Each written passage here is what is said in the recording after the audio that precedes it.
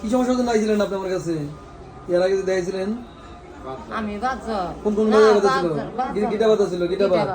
কোন কোন গিটা ব্যথা ছিল? এই যে এই হাত দিয়ে চালে যে এই আঙ্গুলে যেগুলো গিটা ছিল, এখন যে আছে। তো এখন কেমন আছেন? ওষুধ খাওয়ার পরে? ওষুধ খাওয়ার পরে আল্লাহ আমার ভালো রাখছে। ভালো রাখছে না? ভালো রাখছে, হ্যাঁ। ওষুধ খেয়ে ভালোই আছেন? আল্লাহ আমার ভালো রাখছে, হ্যাঁ। তাহলে অন্য রোগীদের কি করবেন? আমার এখানে আসতে বলবেন? টেনশন করে তে কম না কি কয়। চিকিৎসা নিয়ে কি আপনি সন্তুষ্ট? সন্তুষ্ট, আমি খুব সন্তুষ্ট হয়েছি। আমি আমি খুব সন্তুষ্ট হয়েছি। আমি ভালো হয়েছি।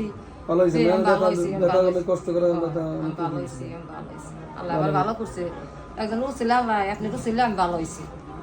তাহলে ওষুধগুলো খাইয়েন নিয়মিত। ওই যে 3টা বাতের যে 3টা ওষুধ দিয়েছি, ওই 3টা নিয়মিত খাইতে হবে। 3টা খাইলে যে ভালো থাকবেন।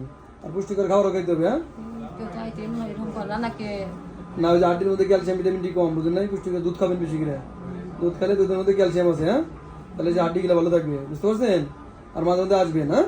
আচ্ছা, যদি এই সপ্তাহ খেয়ে দেখি, আল্লাহ জানি আপনার দোয়ায় ভালো হয়। আমি ওষুধ না, খেয়ে দেখি ভালো হয়ে যাবেন। এমনি তো অন্য ভালো আছে, আমি একটু কোমর ব্যথা আছে আর কি। এই যে 3 4টা কোমর একটু ব্যথা আছে, ওটাও ঠিক হয়ে যাবে, হ্যাঁ? এটাই খেলে আচ্ছা।